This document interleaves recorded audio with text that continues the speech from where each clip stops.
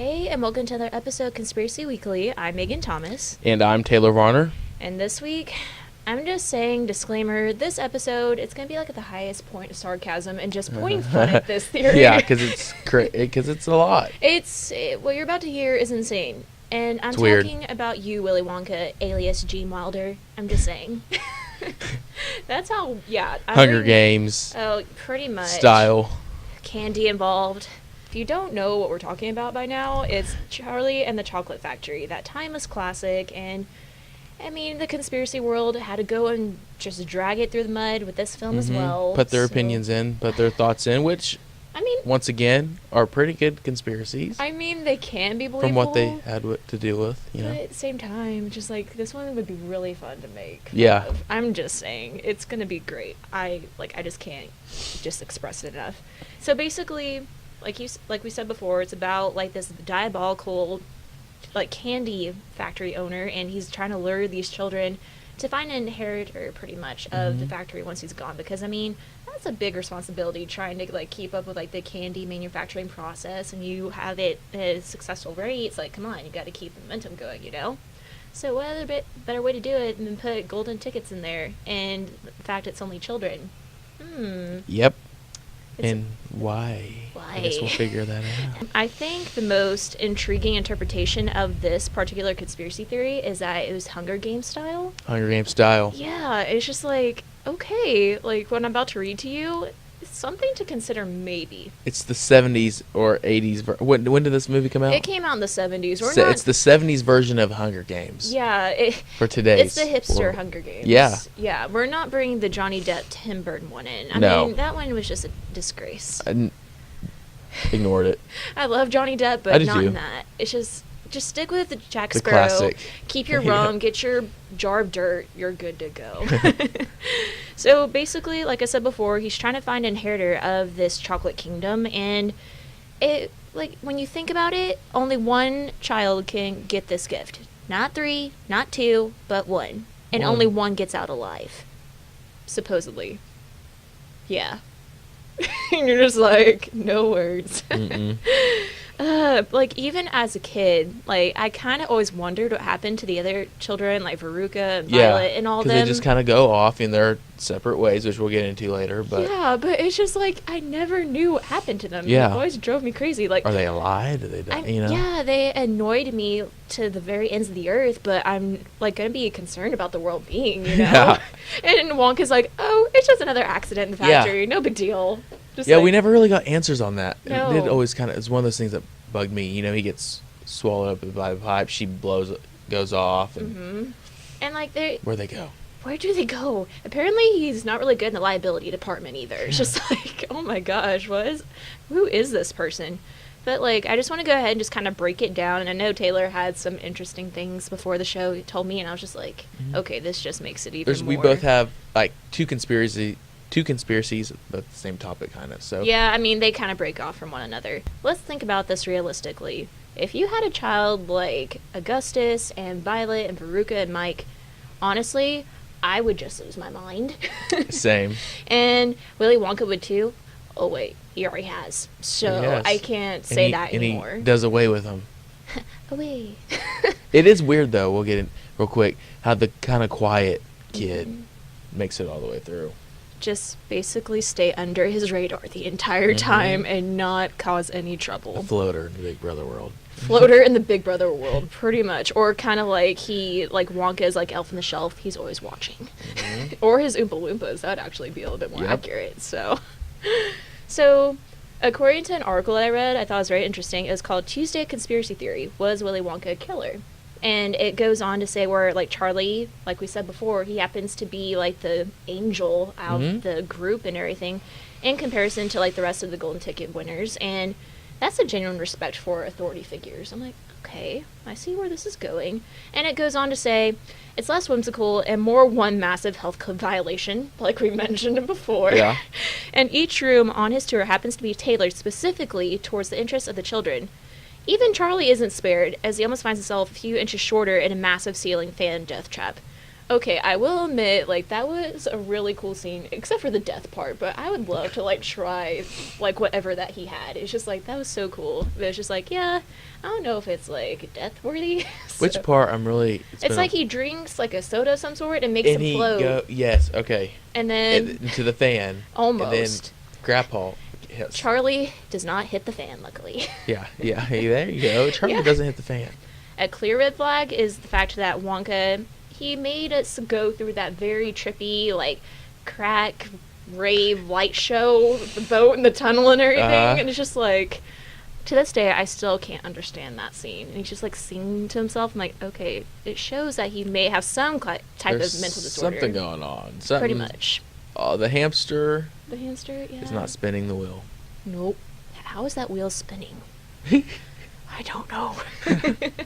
But, I mean, seriously, go back and watch it and just think really hard about it.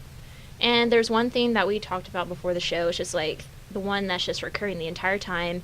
And, like, the children just, they've fallen under it. They were lured to it. Temptation. Mm-hmm. And it's just, like, the man, he was just too sweet to resist. Like, and all those sweets in there.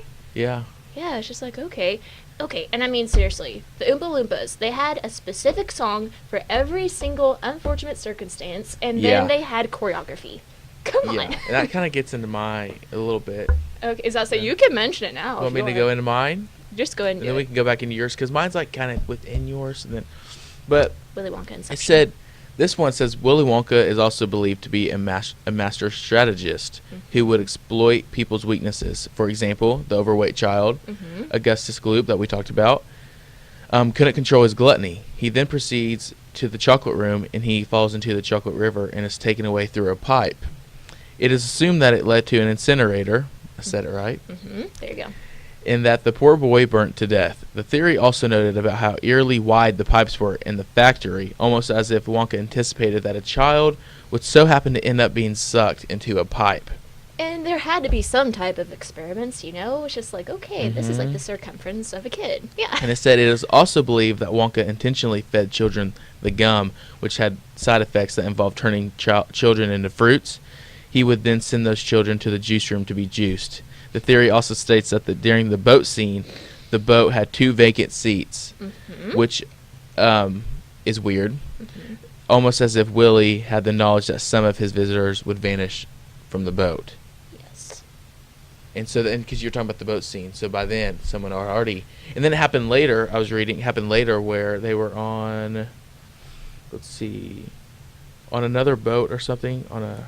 Like, that's kind of alludes to, like, what I was going to say, so that actually kind of helps. Okay. Like, one thing also, back to the Oompa Loompas for a second, I mean, it's to the point where, in the very wise words derived from this article, choreography ain't spontaneous no matter what High School Musical you would have. Yeah. It's just like... And this says, another creepy factor to this theory is that if it is true indeed, then that means that the Oompa Loompas are fully aware of what their boss is doing to the children, and that they take great delight in it. Oh my This gosh. is shown whenever they broke out in song, and the theory also noted that cannibalism in African countries wasn't too uncommon, which may or may not further support this theory.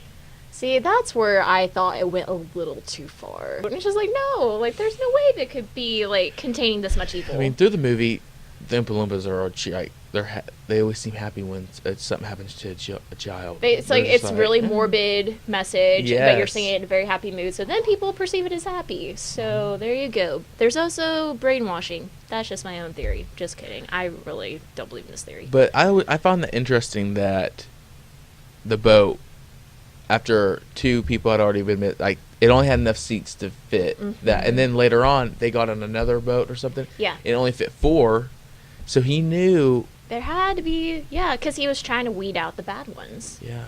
I mean, I think he even said that, like, towards the end where Charlie was the last one. It's like, I was trying to weed out all the bad ones, and you were the pure one. Yeah. I was like, okay. Last time I checked, the children were not weeds. Last time I checked, but so okay. It is like Hunger Games style. In a way, yeah. But luckily, Charlie has no blood on his hands. It's more Willy Wonka, or I guess chocolate, whichever is. Willy Wonka is what's his name? That one guy. I know with the white. Yeah, he's President Snow? President Snow. Yeah. He's the President Snow. I thought you were talking about the guy with the really funky beard in the first one. I forgot his name. Yeah. You're like, he doesn't matter. That's why we don't even remember his name. But, like, also, just that's basically what I was going to say. It's just, like, he was going to plan out, like, he knew that the tour boats, any mode of transportation, he had just the right amount of seats. And it's just like, okay, sketchy, just saying. And one thing I did come to the conclusion of, it kind of reminded me of a fairy tale that we talked about early in the semester. Okay. Hansel and Gretel. Okay. And the thing is, the only thing is, Wonka and the witch, they had one thing in common, but it wasn't sweets. That's how I kind of concluded it. Yeah. No, yeah. They both are trying to lure children. Children into making food, candy, etc. I mean, I'm not going to support the Campbell part of it. It's just like, that's where I kind of it's weird. Yeah. It's nasty.